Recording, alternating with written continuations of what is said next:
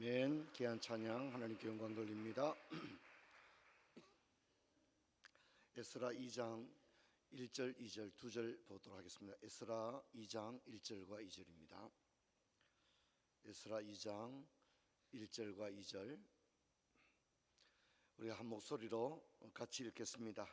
옛적에 바벨론 왕 느부갓네살에게 사로잡혀 바벨론으로 갔던 자들의 자손들 중에서 노임을 받고 예루살렘과 유다도로 돌아와 각기 각자의 성읍으로 돌아간 자 곧 스룹바벨과 예수아와 느헤미야와 스라야와 르엘라야와 모르드게와 빌산과 미스발과 비거웨와 르음과 나아바와 함께 온 이스라엘 백성의 명수가 이러하니. 아멘.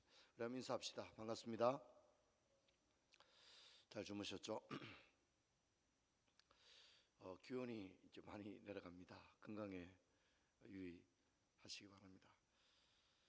자, 오늘 우리 펜을 가지고 이런 한번 좀 이렇게 체크하면서 한번 살펴볼 텐데요. 먼저 2절 이렇게 2절 2의 동그라미를 치시고요. 2절부터 20절까지 2절부터 20절까지를 보니까 어떻게 나옵니까? 주로 무슨 3절 보니까 무슨 자손 이렇게 나오죠. 그렇죠? 그래서 20절까지 보면 깃발 자손까지 이렇게 나오죠.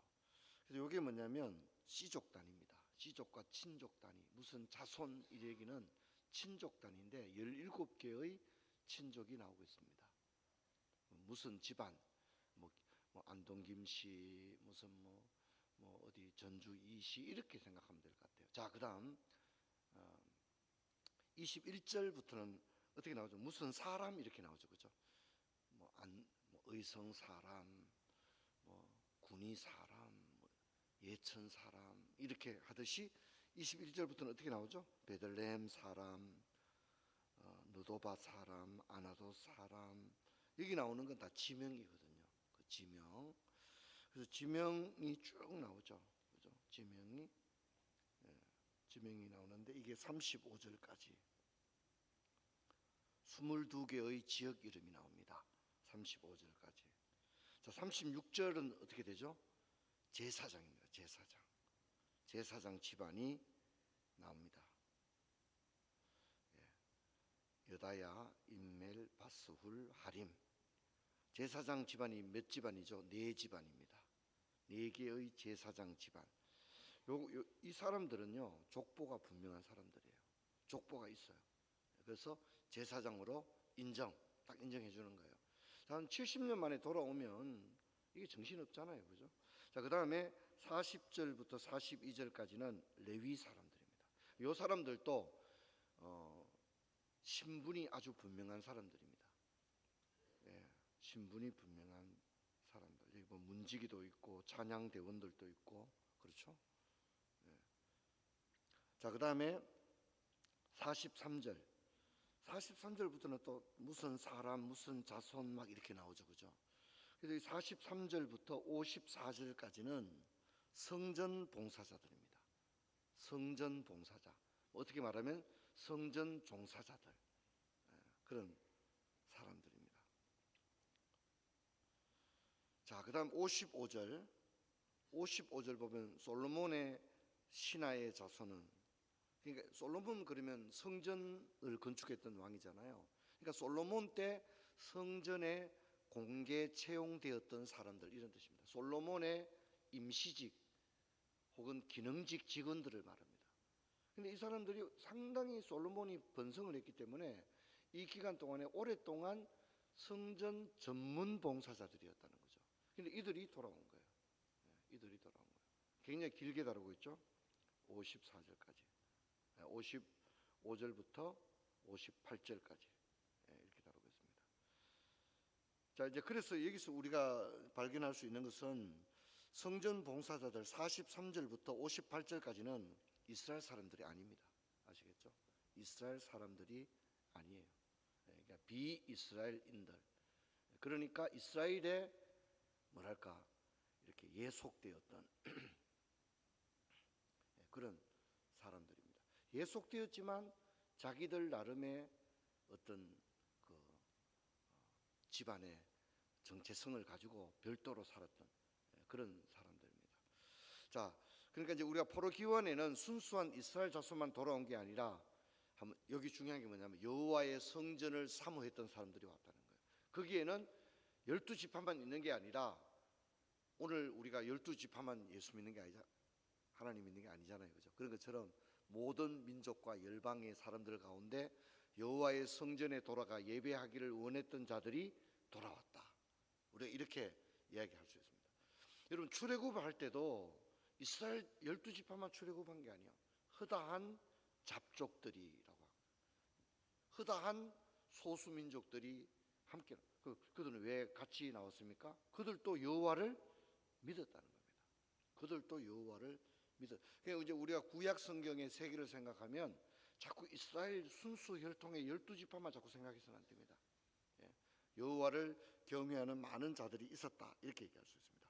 자, 이제 중요한 건 59절입니다. 자, 59절부터 63절은 6개의 가문이 나오는데 이 사람들은 뭐냐면 족보가 없는 사람들인 거예요.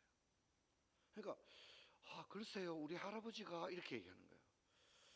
우리 할아버지가 뭐 안동에 사셨다고는 얘기는 들었는데 이게 이제 불명확한 거예요. 족보 개념이 불명확한 사람들.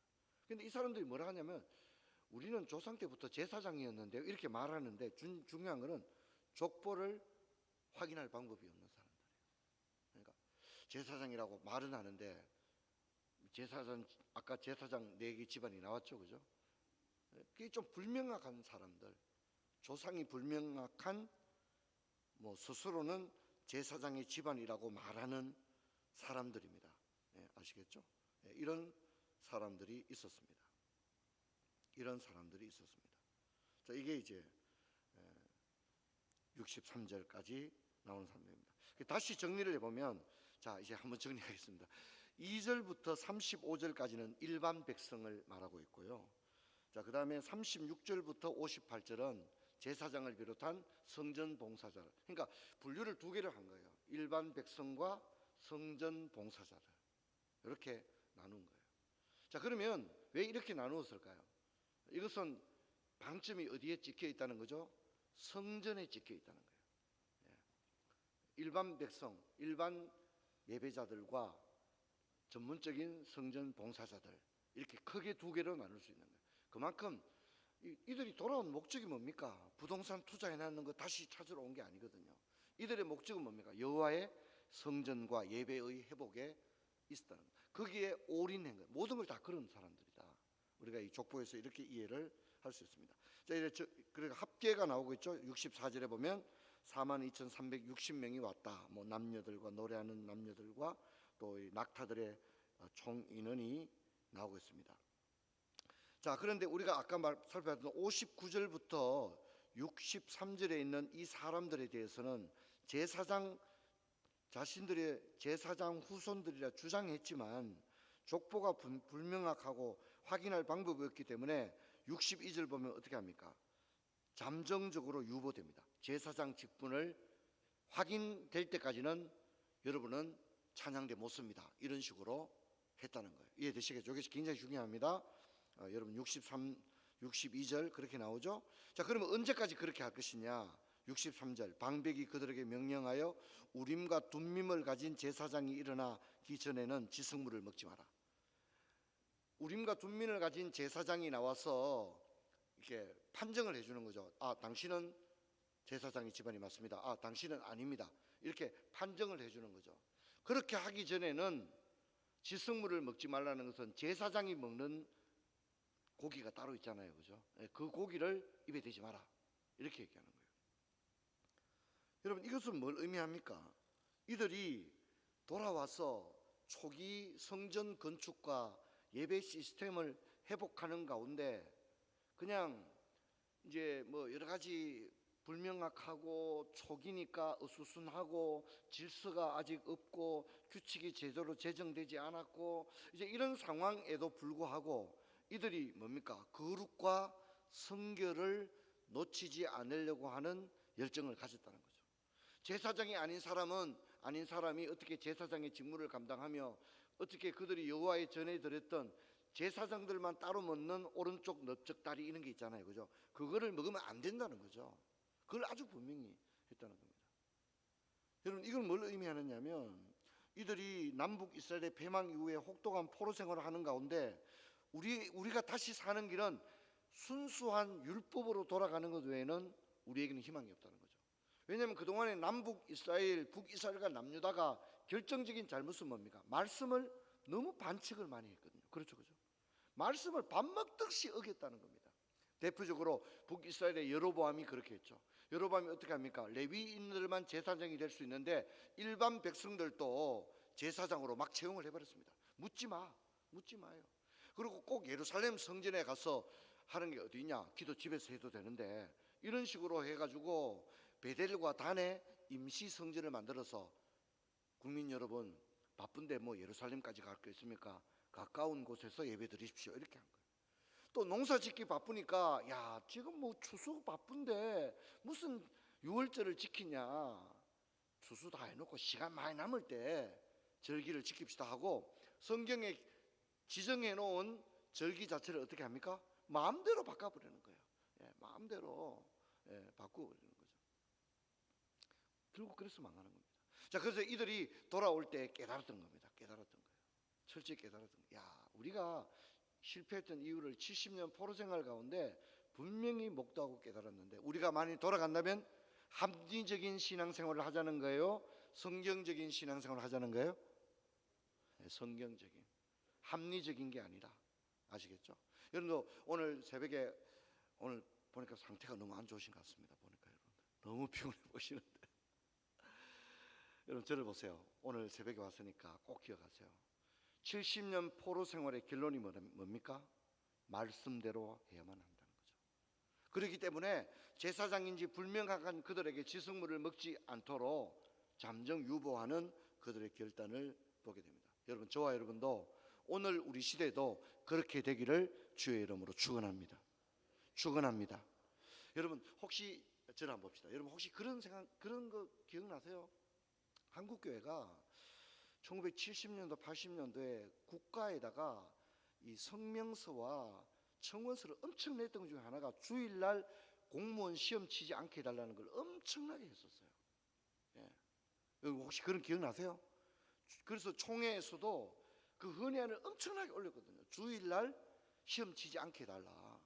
그래야 우리가 주일 성수하고 예배 드리는데 우리는 교회가 예배 드려야 되는데 국가에서 시험 치니까 시험 치러 가야 되고 이러니까 그걸 전국 교회가 진짜 많이 청원을 올렸거든요. 근데 이게 여러분 제가 이제 교단 역사나 헌법 이런 거 전문적으로 하니까 1990년도 이후부터 완전히 끊어져 버립니다. 아무도 국가에 그런 청원을 하지 않습니다. 여러분 지금 우리 교단도 작년 총회 때 주일날 임직식을 해도 되는 걸로 결정을 했었어요. 그리고 제가 많이 주장을 해서 이번에 예배목으로 다시 돌아갔습니다.